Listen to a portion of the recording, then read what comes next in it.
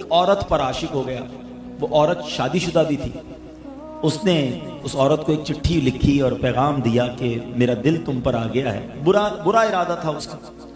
अब चूंकि औरत बड़ी समझदार थी और उसका जो शौहर था ना, वो मस्जिद का इमाम था, परहेजगार भी था, समझदार भी था। उसने अपने शौहर को पर्ची दी कि देखें इस तरह मुझे एक शख्स ने पर्ची दी है। तो शौहर ने क्या कहा कि ऐसा करो कि इस शख्स को तुम एक चिट्ठी लिख के दो कि ठीक है, तुम एक काम करो कि पहले फला मस्जिद में इमाम के पीछे, फला इमाम के पीछे 40 नमाजें बा जमात बिला नागा पढ़ो, अगली बात उसके बाद करेंगे। अब उसके दिमाग में इश्क का भूत सवार था। उसने कहा चलो ठीक है, लगता है कोई काम बन जाएगा।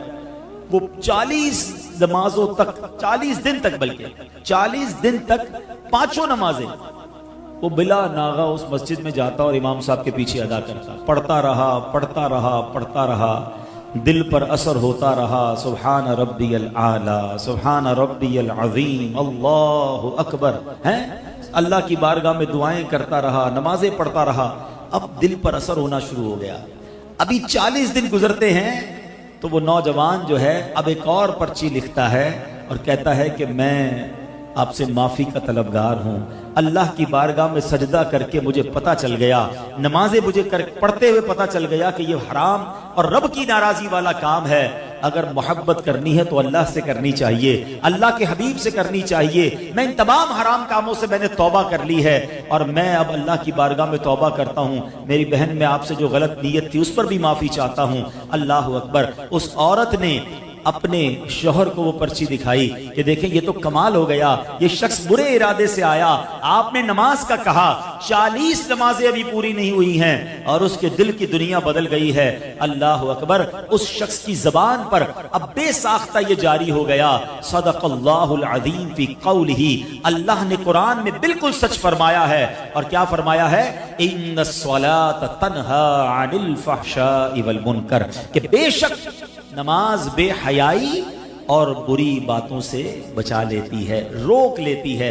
ऐ मेरे प्यारे इस्लामी भाइयों, ये है नमाज और ये नमाज की फजीलत है। नमाज शैतान पर पता है कितनी भारी है। शैतान जब नमाज फर्ज हुई ना तो शैतान रोने लगा, तो उसके शागिर्द जमा हो गए और रोने धोने की वजह पूछी तो कहता है अल्लाह करीम ने मुसलमानों पर नमाज फर्ज कर दी है। शागिर्दों ने कहा फिर क्या हुआ? शैतान कहता है मुसलमान नमाजें पढ़ेंगे और उसकी बरकत से गुनाहों से बच जाएंगे। तो चेलों ने कहा फिर हमारे लिए क्या हुक्म है? तो जवाब दिया जब कोई नमाज के लिए खड़ा हो तो उसको एक कहे कि दाईं देख, एक कहे बाईं देख, और उसको उलझा डालो, कंफ्यूज कर दो, ताकि उसका दिल जो है वो नमाज में ना लगे। तो ऐ मेरे प्यारे इस्लामी भाइयों, यहाँ दो बातें बड़ी अहम हैं। एक तो नमाज शैतान पढ़ने नहीं देता, और पढ़ते हैं तो नमाज में ध्यान नहीं लगने देता। ठीक है ना? अब दो तीन चीजें जो मैं इंशाल्लाह इसको कवर करने की कोशिश करता हूं। सबसे पहले नमाज की अहमियत, हमारी लाइफ में नमाज की अहमियत कितनी है ये चेक करना। मतलब मुसलमान के जहन में, वहम में होना ही नहीं चाहिए कि नमाज भी कज़ा हो सकती। कैसे हो सकता है? पॉसिबल ही नहीं है। लेकिन जनाब दुकान पे ग्राहक बहुत थे इसलिए ज़ोहर चली गई, शाम जरा रश काफी था इसलिए असर चली गई, बस मगरिब मैंने इसलिए कज़ा कर दी कि इशा के साथ पढ़ लूंगा, फजर में यार आंख नहीं खुलती है। कमाल है, इतने अजीब अजीब एक्सक्यूज लोग दे रहे होते हैं कि समझ नहीं आता कि मतलब आपकी कभी ट्रेन छूटी इसलिए कि सुबह ट्रेन थी, आंख नहीं खुली, कभी फ्लाइट छूटी, कभी कोई आपका ग्राहक कहे या कोई अहम पार्टी कहे या आपका बॉस कहे कि सुबह 8 बजे फला जगह पहुंचना है, जरूरी है पहुंचना, आप 7:30 बजे पहुंच जाते हैं, अलार्म रखते हैं। बाकी तमाम चीजों की अहमियत है, हमारे नजदीक नमाज की अहमियत नहीं है। जिसके नजदीक नमाज की अहमियत है ना, पूछे नमाजियों से। कमाल बताऊं आपको, जो 5 वक्त का पक्का नमाजी है ना, वो बेचैन रहता है अगर उसकी कभी जमात चली जाए। उसको अंदर ही अंदर से अलार्म बजता है, यार मेरी ईशा बाकी है, मेरी मगरिब बाकी है। उसको चैन नहीं आएगा, उसकी बॉडी रिकॉल करती है, क्योंकि उसने अपने जहन में ये बिठा लिया है, ये सॉफ्टवेयर अपडेट हो चुका है कि कुछ भी हो जाए मेरी नमाज कज़ा नहीं हो सकती। मुबारक हो उन्हें कि जिनकी नमाज कज़ा नहीं होती। कैसे नमाज कज़ा हो जाए भाई?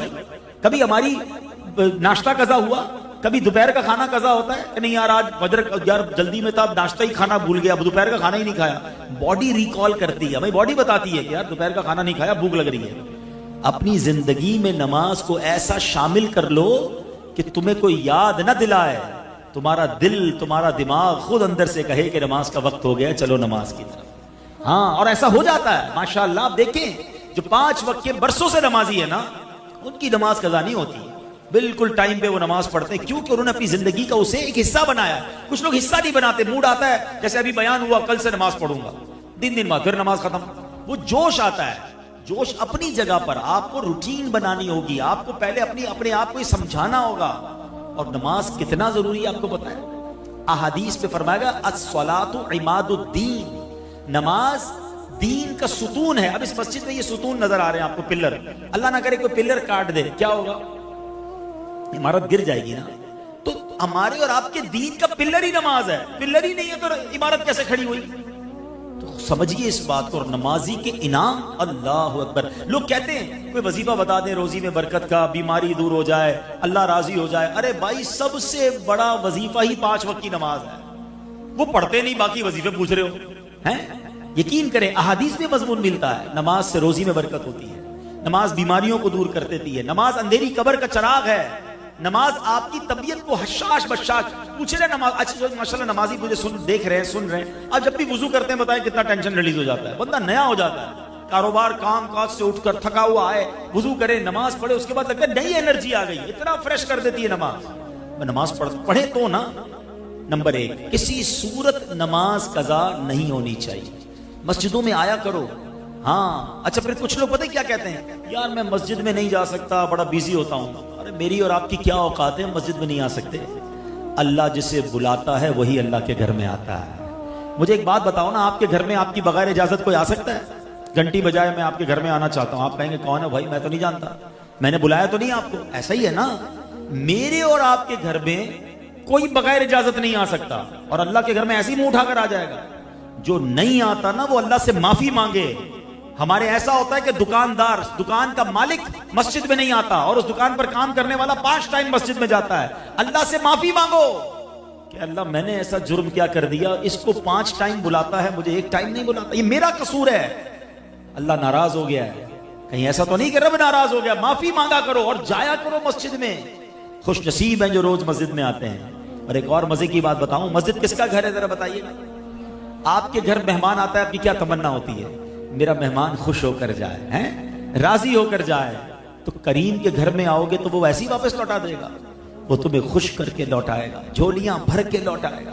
پھر ایک اور پرابلم، مسجد میں جاتے بھی ہیں تو مسجد کا ادب ہی نہیں ہے. جیسا منہ آیا ہے، جیسے کپڑے پسینے والے میل والے ویسے ہی لے کے چلے گئے مسجد میں. یہ نہ کریں. کسی سیٹ کے گھر پہ جاتے ہو ایسے کپڑے پہن کر، کسی دعوت میں جاتے ہیں اور تیار ہو کر پرفیوم لگا کر اچھے کپڑے استری کر کے، اللہ کے گھر میں جیسے ہی منہ اٹھایا گیا. نہ کرو.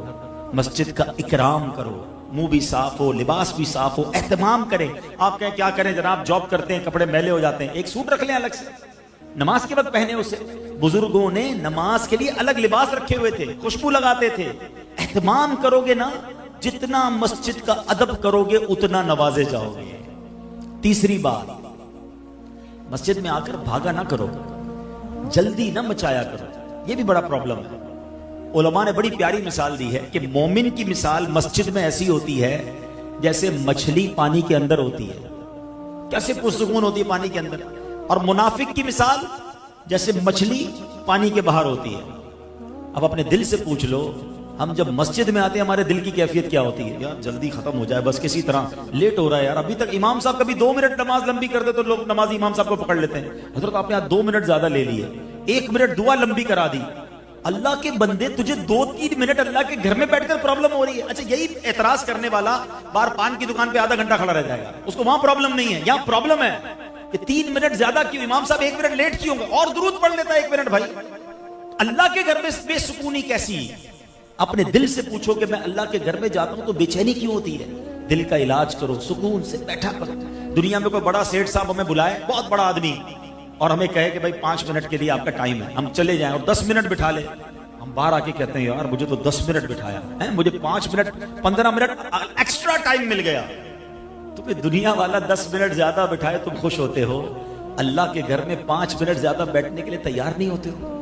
یہ نہ کیا کرو، بیٹھا کرو. میں آپ کو اور مشورہ دیتا ہوں، ہم سارے پریشان ہیں جتنے بیٹھے ہیں، سب کے ساتھ کوئی نہ کوئی کہانی ہے. کوئی بیمار ہوگا، کوئی قرضے میں ہوگا، کسی کے روزگار کے مسئلے، کوئی اولاد کی پرابلم میں، ساری دنیا میں پرابلمز ہی ہے نا. مسجد میں آیا کرو، نماز ختم بھی ہو جائے کرے نا، دعا بھی ہو جائے، پھر بھی بیٹھا کرو، 2-4 منٹ اکیلے میں بیٹھ جائے بس، پھر اللہ سے باتیں کیا کرو. ہاں مزے کی بات بتاؤں، دنیا کائنات میں بڑے لوگوں سے بات آسان نہیں ہے. کسی سے فون کرو تو نمبر ہی نہیں ملتا بڑے آدمی کا، اٹھاتا ہی نہیں کوئی فون ہمارا، بیچ میں سیکرٹری ہوتا ہے، صاحب بیزی ہیں، اچھا بات کرنی ہے 3 دن بعد، اتنے بجے کال کرنا، 5 منٹ کی کال. بڑے آدمی سے بات کرنا اتنا مشکل. آؤ میں بتاتا ہوں، جس نے کائنات بنائی ہے نا، اس سے بات کرنے کا کوئی پرابلم نہیں ہے. جتنی بات کرنی ہے بات کرو. ہاں اللہ دل کی بات بھی سنتا ہے. تمہاری زبان میں بات کرو نا، کوئی ٹرانسلیٹر ضروری نہیں ہے. بات پتہ ہے کیسے ہوگی؟ ٹیلی فون ڈائل کیسے ہوتا ہے؟ مولا علی فرماتے ہیں کہ جب میرا جی چاہتا ہے رب مجھ سے بات کرے، میں قرآن پڑھنے لگ جاتا ہوں، اور جب جی چاہتا ہے میں رب سے بات کروں تو میں دعا کرنے لگ جاتا ہوں. یہ جو دعا ہے نا، ہاتھ اٹھانا، یہ ڈائریکٹ ڈائلنگ ہے. بس اب آپ بولتے جائیں. آپ نے ہاتھ اٹھائے، بلکہ ہاتھ بھی اٹھانا دعا کے لیے ضروری نہیں، ادب ہے. نہ بھی اٹھائیں، اب سر جھکا کے بیٹھے اللہ سے باتیں کرو. وہ دل کے حال بھی جانتا ہے. کہو نا اس سے میں بیمار ہوں، کہو نا اس سے میں پریشان ہوں، کہو نا مالک میں پھنس گیا ہوں. اللہ سے بات نہیں کرتے، رب کے سامنے نہیں جاتے، سب کے سامنے جاتے ہو. سارے محلے کو بتاتے ہو یہ پرابلم، یہ پریشانی، کاروبار ڈاؤن، مارکیٹ اپ ڈاؤن. وہ کیا کر لے گا بھائی؟ میں تو جس کی بارگاہ میں سر جھکانے کا کہہ رہا ہوں وہ حل المشکلات ہے، وہ مسبب الاسباب ہے، وہ مشکلوں کو دور کرنے والا ہے. ہمارے پاس ہی وقت نہیں ہے اس سے بات کرنے کے لیے. نماز پڑھا کرو، مسجدوں میں آیا کرو، وقت بتایا کرو، اللہ سے باتیں کیا کرو، پھر دیکھو وہ کریم کیسے تمہاری مشکل دور کرتا ہے. مجھے ایک بات بتائے نا، جب بھی میں اور آپ اپنی ماں کے پاس گئے کسی تکلیف کی وجہ سے، ماں نے کیا کیا تھا؟ سینے لگایا تھا نا، دعائیں دی تھی نا، جھٹکا تو نہیں تھا. تو ماں جب اتنا پیار کرتی ہے، ہم تکلیف میں جائیں تو وہ تو کئی ماؤں سے زیادہ پیار کرنے والا ہے نا. اس کو پکارو تو صحیح، اس سے مانگو تو صحیح، ہاتھ تو اٹھاؤ، دعا تو کرو، سر تو جھکاؤ. نمازیں قضا کرنے والا، مسجد سے دور بھاگنے والا کیسے امید کرتا ہے کہ اللہ میری دعا قبول فرمائے گا اور مجھ پر مشکلیں آسان فرمائے گا؟ ہم خود ہی رب سے بھاگے ہوئے. تو نماز سے دوستی، مسجد سے دوستی تھام لو، کسی صورت نماز قضا نہ ہو. اچھا میں نے ایک طرف تو نماز کے فضائل بیان کیے. نماز پتہ ہے کیسے کیسے فضائل ہیں. نماز کے بارے میں میرے آقا نے فرمایا جعلت قرۃ عینی فی الصلاۃ، نماز میں میری آنکھوں کی ٹھنڈک ہے. ہم کہتے ہیں غلامی رسول میں موت بھی قبول ہے. جس کو موت قبول ہے اس کو نماز قبول کیوں نہیں ہے؟ پہلے تو نماز ہے نا، موت کی باری تو بعد میں آئے گی. خالی نعرے لگانے آتے ہیں. اور پھر سنو، سب سے بڑا انعام پتہ ہے نمازی کو کیا ملے گا؟ کہ بروز قیامت اس کو اللہ کریم کا دیدار نصیب ہو.